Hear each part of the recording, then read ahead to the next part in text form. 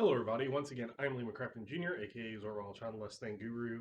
We have Mars Video Cat here, and this video I want to be short. Now, whether or not I succeed is a completely different matter, but it's one of those things where I go to YouTube and on my wall, or whatever you want to call it, my list of recommended viewing, I've been getting a lot of things about D&D, which I don't really do a lot of on this channel, but D&D alignments. And it did get me thinking about alignments and stuff, and I don't want to go into all the various alignments that have been in different D&D systems or in different games, etc. But I want to add something that might benefit you in your games, and that is adding an out, if you want to call it that. Um, Basically, to I said I wouldn't get into it, but there is loose alignments. If you look at the old school D&D where you only had three alignments, you had law, lawful, neutral, and chaos. If you were lawful, the good side, you could pretty much define how good you wanted to be, how lawful you wanted to be, and the same with evil. Then when you added the other axis and added the good to evil and law to chaos, then you got this matrix. And even in like Palladium system where it's more linear, but it's still very much a rules kind of like guides, and whether you take them as hard and fast, these are the things you can and cannot do, absolute, or you use them as guidelines, etc. It's not so free form. It's not just say, oh, this is the type of good I am, and here's the exceptions to these guidelines. And a lot of people are, you have to do this, or they, yeah, maybe it isn't. Maybe you can, maybe you can't. And then it's like, is it just, why are we having alignments if you're going to allow all these exceptions? Or do you really want it to be a straitjacket? So, what I've added to my games that I think help out a lot is those guidelines are, and if you want to call them your morality or your viewpoint, or if you want to consider them something else, but those are kind of the, yes, these are the things that you stick with most of the time.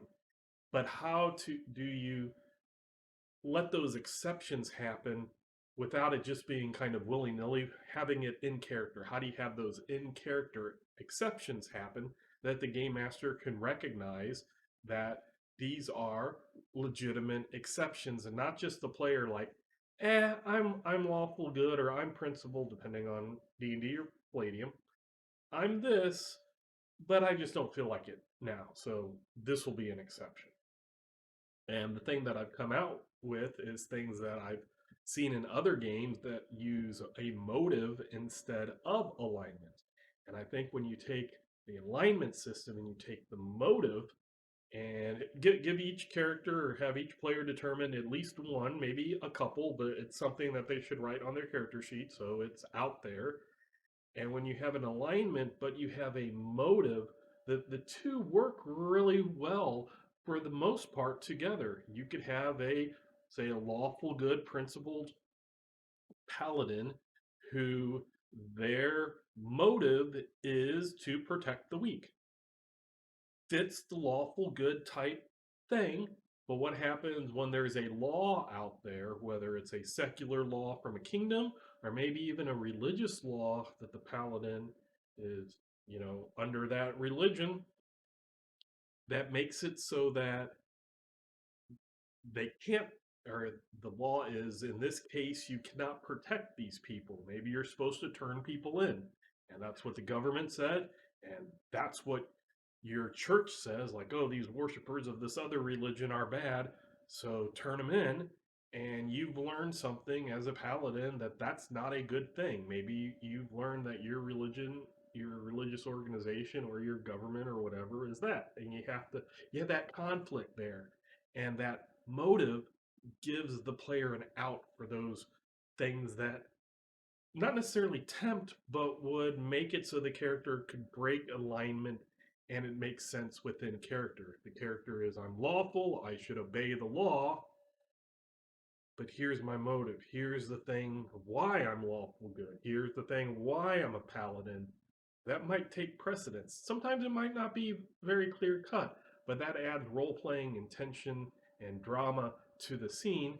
And I just think that that is something that you can use. And you can use it the opposite. It doesn't always have to be a temptation to make a good character do something bad, but it could be something that gives a evil character or a bad character, say a diabolic or miscreant if you're using Palladium, chaotic evil, lawful evil, going to be aberrant in Palladium, lawful evil in D&D.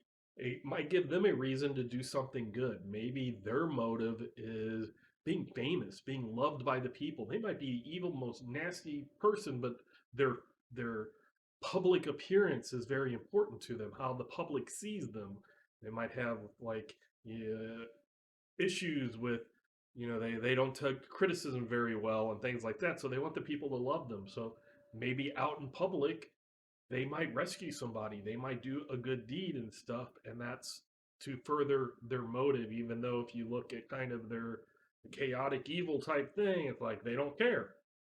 Well, normally they don't, and really they don't care about that person, but they care about their image and things like that. So that's something that, I'm at 6 minutes. Hopefully, I'll finish this soon and actually have a short video.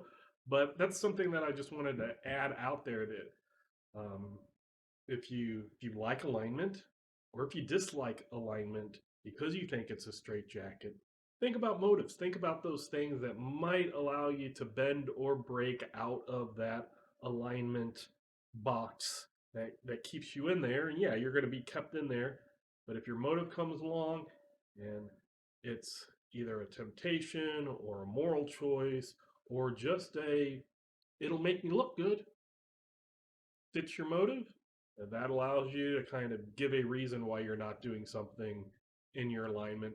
The game master can see that it's on your character sheet and then goes, okay, this is a legitimate reason why you're not following that alignment. And then you don't have to, as a game master, go, that's not really your alignment.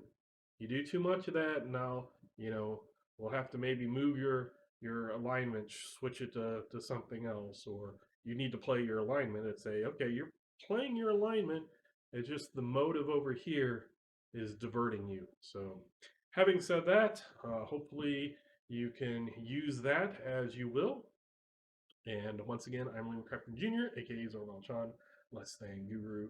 And until next time, I will catch you later.